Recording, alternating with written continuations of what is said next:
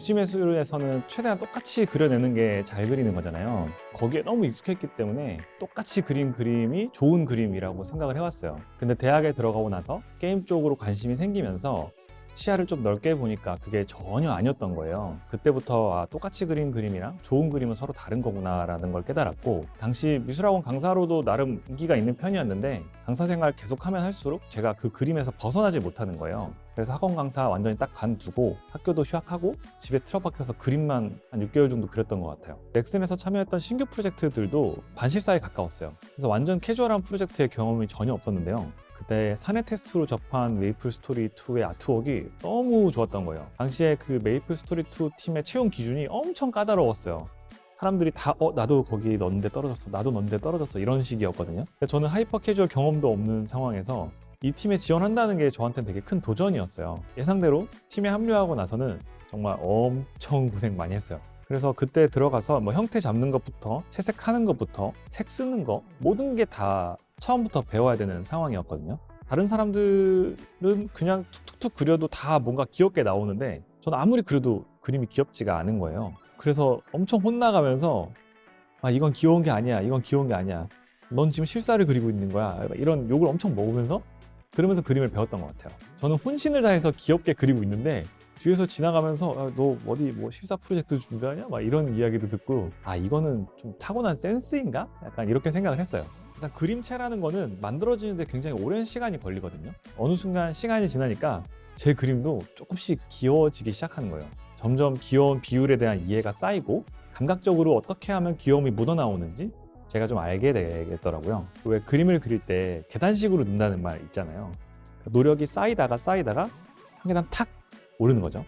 캐주얼 센스도 타고나는 게 아니라 배움과 노력의 영역이라는 걸 좀 깨닫게 됐고, 세상에 수많은 그 캐주얼 괴물들이 다 타고난 그런 천재라서가 아니라 그냥 남들보다 더 많은 시간 쓰고 더 많이 노력해서 그 몇 계단 더 오른 거였다는 거를 알게 됐어요. 인문학을 공부하고 싶었어요. 근데 인문학에도 되게 다양한 분야가 있는데 그 중에서 저는 뭐 딱히 구분짓진 않았어요. 그냥 인간하고 세상에 대한 학문이라니까 그냥 멋있다. 그 중에서 점수가 맞았던 게 심리학과였죠. 뭐가 더 먼저인지 제가 잘 모르겠어요. 내가 이런 사람이라서 심리학을 한 건지 심리학을 해서 이런 사람이 된 건지 모르겠는데, 저는 이제 도저히 이해할 수 없는 어떤 행동을 누군가가 한다면, 굉장히 화가 날 만한 행동을 누군가가 한다면 화가 나기 전에 저도 모르게 이 사람은 왜 이렇게 망가졌을까, 무슨 과정을 겪고 어떤 계기가 있었을까, 이런 궁금함이 먼저 올라옵니다. 그게 약간 심리학을 공부하고 인간에 대해서 계속해서 다양한 논문을 읽고 책을 보고 하면서 자연스럽게 붙은 어떤 습관이 아닌가? 근데 그게 결과적으로는 제가 이야기를 만들고 작품을 하는데 너무너무 큰 도움이 됐어요. 왜냐면 누군가를 미워한다는 것은 너무 쉬운 일입니다. 미워하면 얘가 다칠 일이 없기 때문이죠. 근데 미워하는 사람에 대해서는 그릴 수 없어요. 미워하는 사람을 내 이야기에 등장시키고 싶으면 캐릭터가 납작해집니다. 내가 그 사람에 대해서 아는 게 없기 때문이죠.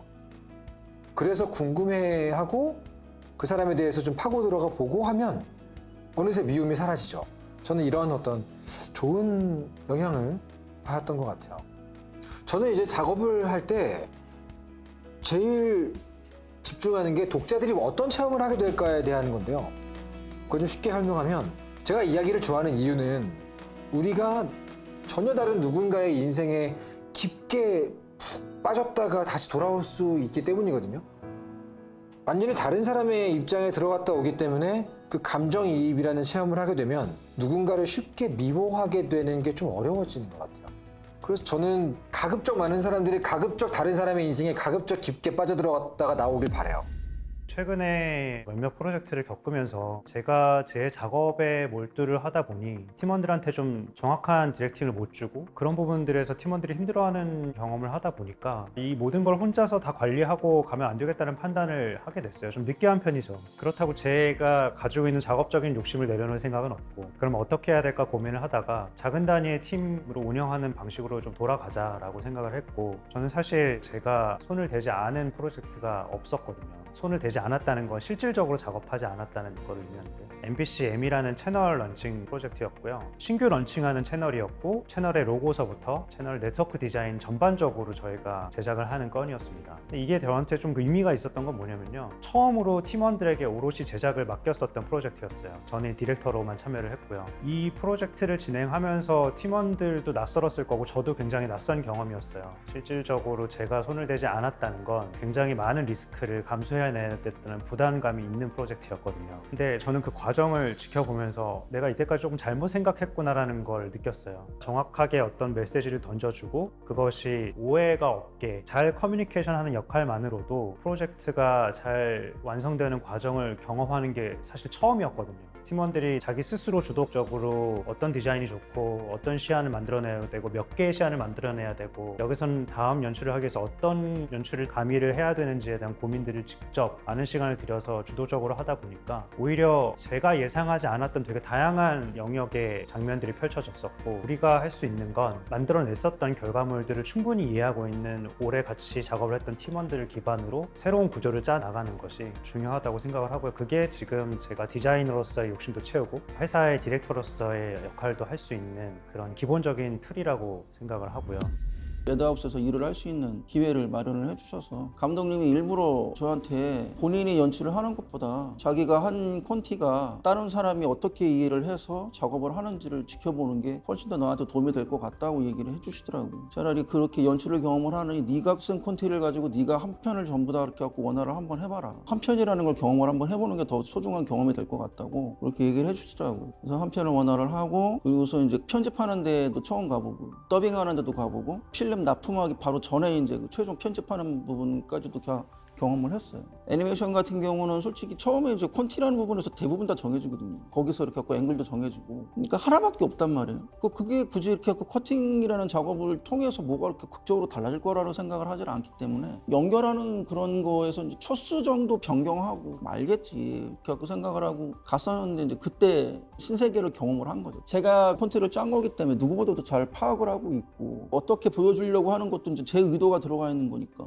그래서 이제 별 기대를 안 하고 갔다가 거기서 그분이 뭐 순서도 바꾸고 그리고 반복도 시키고 그렇게 하더라고요. 그러면서 그 초수 같은 것도 이렇게 하고 조절을 하고 막 하면서 하는데, 내가 떠놓은 그런 콘티인데도 불구하고 그때 진짜 그 감독님한테 정말 너무너무 고맙다고 직접 얘기를 제가 했어요. 너무너무 감사하다고. 그리고 나서 더빙이 되고 그리고 이펙트 들어가고 최종 편집이 가니까 진짜로 제가 생각했던 그런 그 필름이 아닌 거예요. 그래서 제가 그때 너무너무 충격을 받았어요. 저도 데스 연습하는 거 되게 힘들었어요. 지루하고 재미없고. 근데 그림쟁이기 때문에 그림 그리는 거는 그건 기본이에요. 저 시작할 때만 해도 지루하다가도 나중에는 진짜로 제 그림이 이제 업그레이드가 돼가는 걸 이렇게 보게 되면 진짜 그 희열감이라는 거는 말로 할 수가 없거든요. 맨날 이렇게 손을 이렇게 하고 그림을 그리다가 어느 날 손목뼈가 있더라고요. 여기 부분에. 근데 그거를 제가 대사 연습을 그렇게 했는데 그날 처음 발견을 한 거예요. 그러면서 이 손을 그리는 게 자연스러워지더라고요. 근데 그때 정말 닭살이 돋았어요. 그 순간을 잊을 수가 없어요.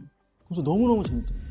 저희 아버지께서 온 우주에 있는 색을 다 모으면 그것은 현색이 되고 먹색이 된다라고 말씀을 해주셨어요. 정말 그런지를 좀 실험을 해보고 싶어서 가을날에 있는 예쁜 빨갛고 노랗고 한 그런 낙엽들을 다 모아서 으깨 빻아서 막 불로 태워보고 하면서 먹을 만들어야겠다라는 생각을 했는데 결국 만들어진 건 흙이더라고요. 처음에는 이게 먹이 되지 않고 흙이 돼버렸네 라는 생각을 하다가 이게 나뭇잎이고 꽃잎이었는데 어떻게 흙이 되지라는 것을 다시 한번 생각을 했던 것 같아요. 모든 사물들은 나중에는 다 흙이 되고 또 이 흙에서 나무가지와 꽃이 핀다는 것을 철학적으로 느끼면서 인생과도 좀 비슷하지 않을까 싶은데요. 한지는 완전 화이트한 느낌이 아니라 은은한 달빛의 백색이고 또 먹은 우주의 색깔을 담거든요. 그래서 저는 서예를 달빛의 우주를 담는 것이라고 이야기를 해요. 그래서 단순히 하얀 곳에다가 까만 글을 쓰는 것이 아니라 나만의 우주를 표현하기 때문에 그렇게 달빛의 나만의 우주를 하루하루 이렇게 담아가면 그걸 나중에 봤을 때 또 다시 살아가는 원동력이 되기도 하니까요.